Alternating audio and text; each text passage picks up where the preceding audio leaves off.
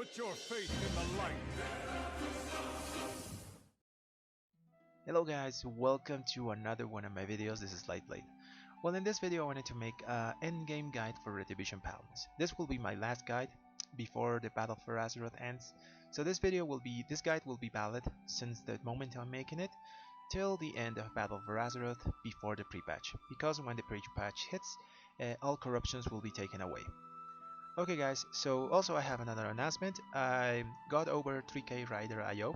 It's a great benchmark for me, and I will be continuing to push more keys in the following weeks. So I'm making this guide because a lot of you guys have questions for me on stream, and I wanted to make a video to give you guys a more solid answer on what I'm using. So this guide will be divided in 4 parts. The first part is talents, the second part is essences, the third part is corruptions and Azerite gear, and the last part is a special part that I'll just mention some best in slot gear that give you more DPS than just regular pieces of gear. Okay guys, so let's go to the first part of the guide, the talents.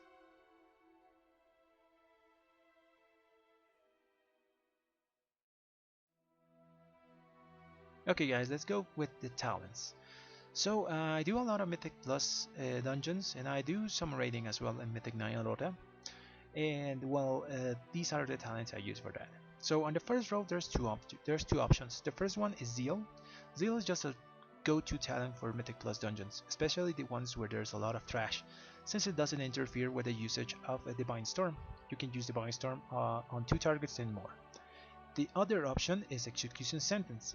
It can also be used in Mythic Plus dungeons, but specifically King's Rest and Workshop, because these dungeons are really boss heavy. They don't have that much trash that you can like interfere with your Divine Storm usage, and Execution Sentence makes your boss damage a bit higher.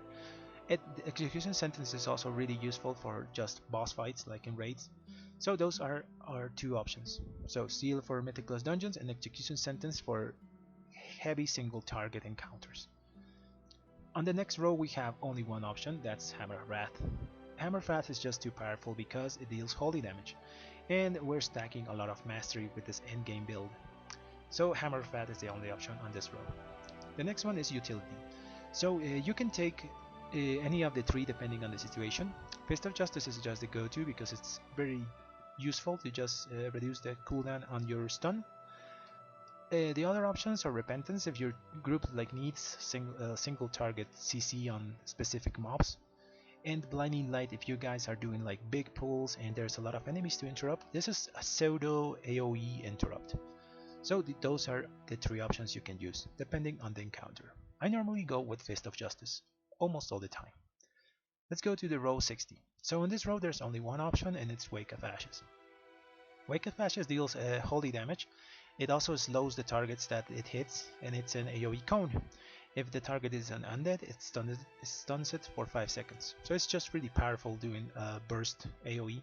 Since in most Mythic Plus dungeons there's a lot of AoE, this is just the best of the 3 options. Consecration is like really, it seems okay. The problem is you mostly move on Mythic Plus dungeons, so it's not really useful. You lose a lot of its damage. So the only option here is Wake of Ashes. Okay, so for the row level 75, this is the row of utility. All 3 options are valid. Unbreakable Spirit is the go-to general option. It just reduces the cooldowns of your Shield of Vengeance, Lay in Hands, and Divine Shield. It can also be looked as a DPS increase if you're actively using your Shield of Vengeance and making it explode, because it deals considerable amount of damage. Cavalier is a really good option if you're needing some mobility. There's some dungeons like for example Underrot that on the second boss you need to squash the worms, and Cavalier helps you with that a lot. It also helps with moving around in Mythic Plus dungeons faster, to like don't lose time just running around by normal movement speed. And Eye for an Eye has its utility on certain weeks, like for example Skittish, or if your tank dies and someone needs to like taunt the boss or some emergency situation, Eye for an Eye can be used as a physical damage reduction. Like it reduces damage by 35% and deals damage back. So for 10 seconds you're basically really tanky. So I normally use this for skittish weeks, because if the tank loses aggro and I start getting hit by stuff, I can use this and like have more chances to survive. Or well, use your Bop or your Bubble, but it's another defensive option for physical damage. Okay, so on the next row, the row level 90, there's only two options here. The first one is Selfless Healer. This one is the healing option whenever you use a Holy Power Spender, you gain a stack, and this stack reduces the casting time and he increases the healing of your Flash of Light by a percentage. It stacks 4 times. At the 4th stack it will be instant and it will heal by a lot. The next option is Word of Glory. So Word of Glory heals all your team, 5 people in your party, for a big amount, and it costs 3 Holy Power, and it has 2 charges and it recharges 1 charge per minute. So the only problem with Word of Glory is it reduces your damage, because you're using Holy Power to heal instead of to do damage. But it heals all your group, so it can be a really good utility on certain weeks like explosives, bursting, and like Grievous to help out your healer. But in other weeks I will normally just use Selfless Healer, since it's just a really fast, efficient heal on you or on someone that's dying. Okay, so for the last row, the only option here is Crusade. Inquisition and Divine Purpose just lose you too much damage. Since we're using Visions of Perfection with this endgame build, Crusade makes the proc of Visions of Perfection longer. So this is the only option, and it's really powerful. It gives us 30% extra damage and 30% haste while wearing wings. So guys, those are the talents I'm using. So now let's go to the next part of the guide, that is essences.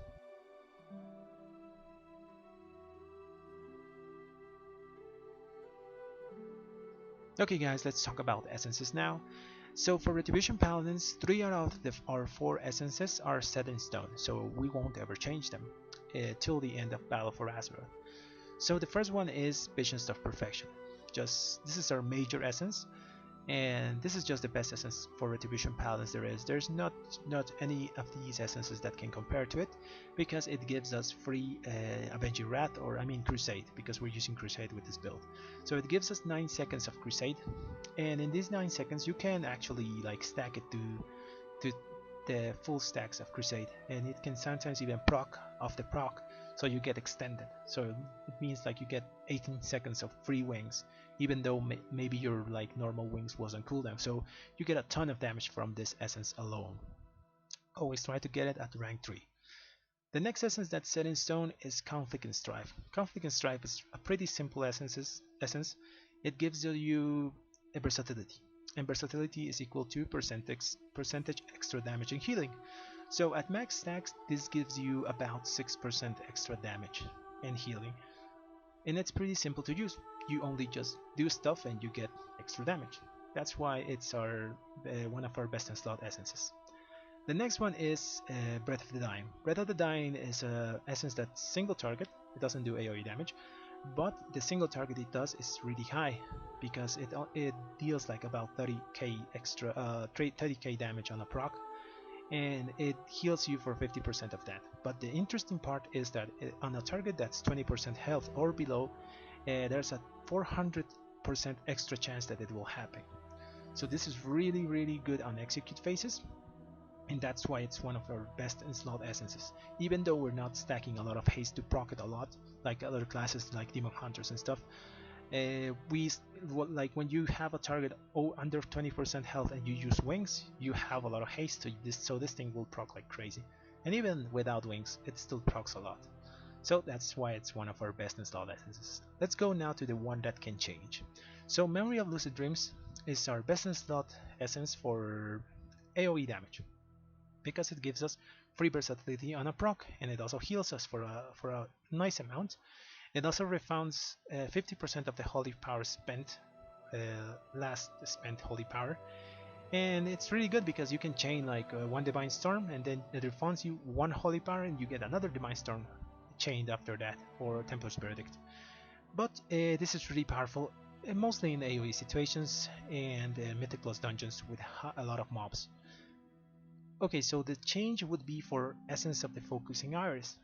So this essence is really good on single target encounters, so raid encounters, and Mythic Plus dungeons with heavy boss damage. So there's only two Mythic Plus dungeons where I would like swap Essence of the Focusing Iris instead of Memory of Lucid Dreams, and this is Workshop and King's Rest, because those two dungeons are like heavy boss damage, and I would mostly only do it on Tyrannical weeks, since Tyrannical is like heavy boss damage as well. So those are our essences, guys. I know there's not like a lot of like choice, because most of the other essences are kind of meh for Retribution Paladins. As always, try to get all of these at rank 3 to get the most value out of them. And now let's go to the next part of the guide, corruptions.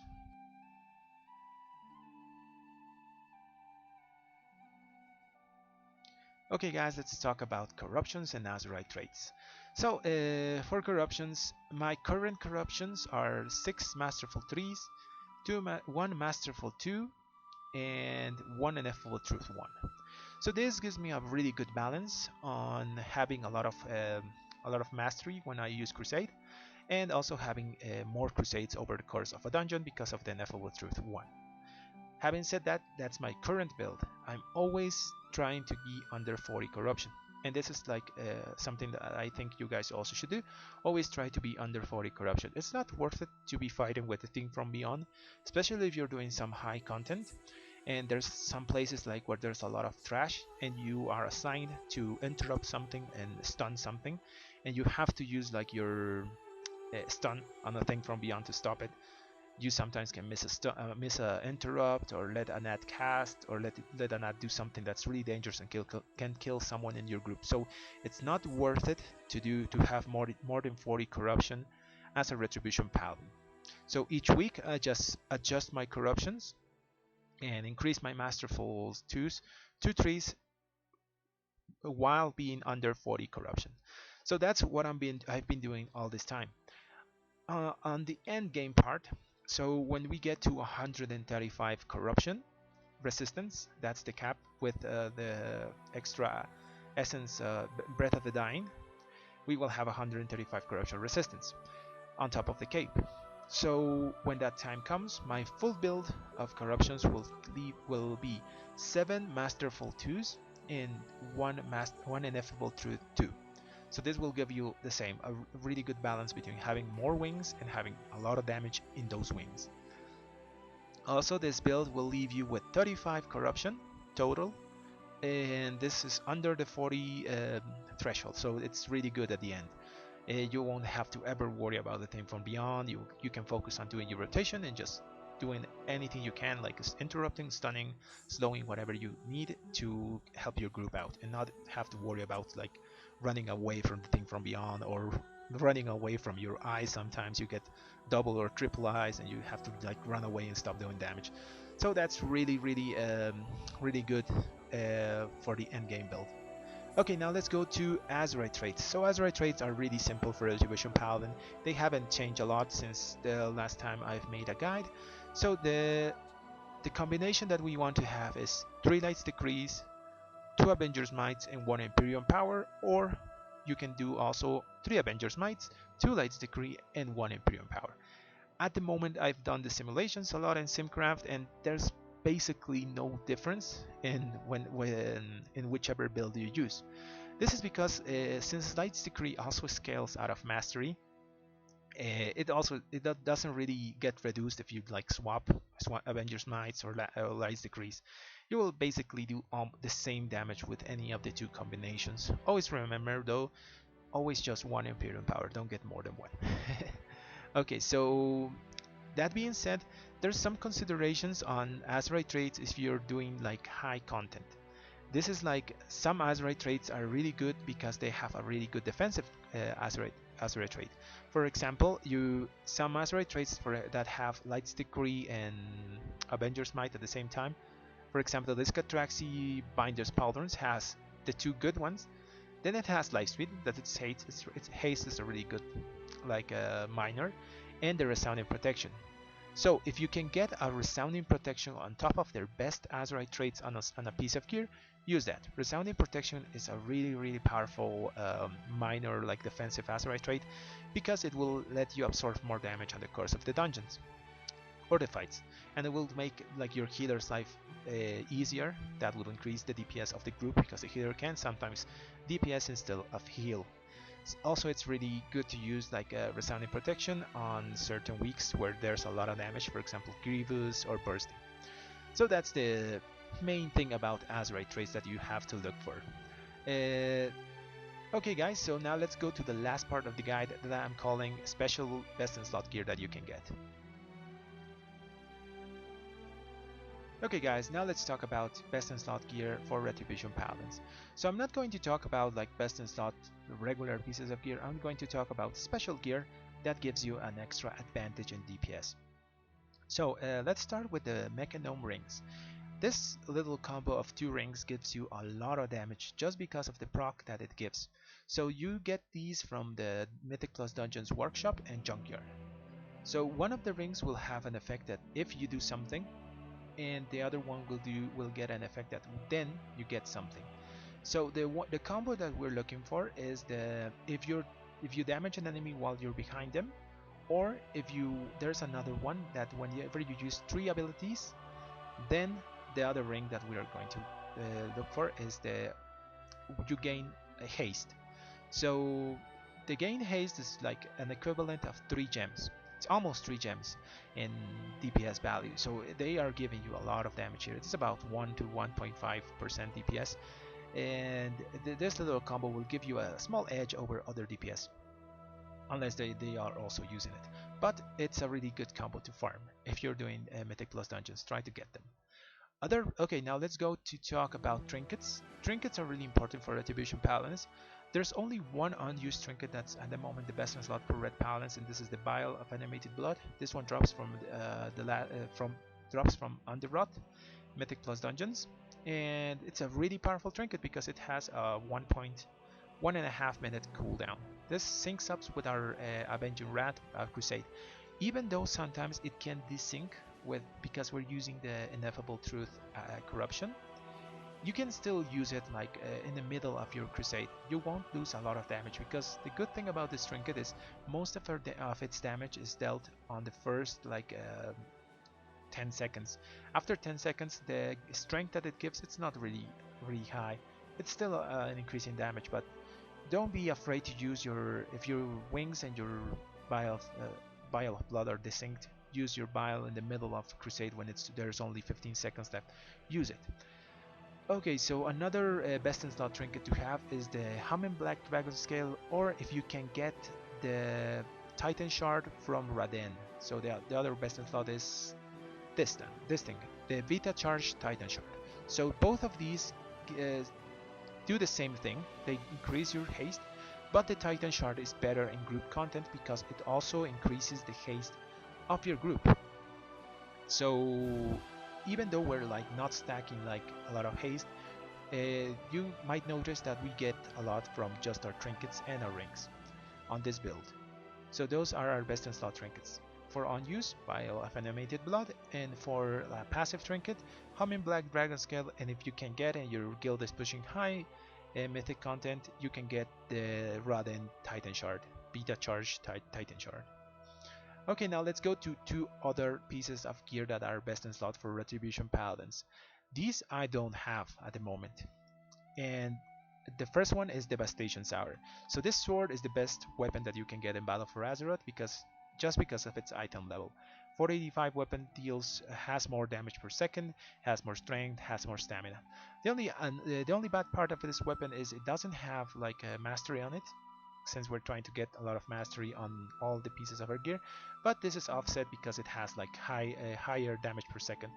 This will nullify it not having mastery. So to use this weapon, you will have to raise the Twilight Devastation on it, and you will put a Masterful 3 on it, so you can make it fit with our Masterful build. Okay, so another piece from the slot that's also really powerful for Retribution Paladins is the best in slot helm, the Grethelm of Phantasmic Reality. This one has Avenger's Might and Light's Decree.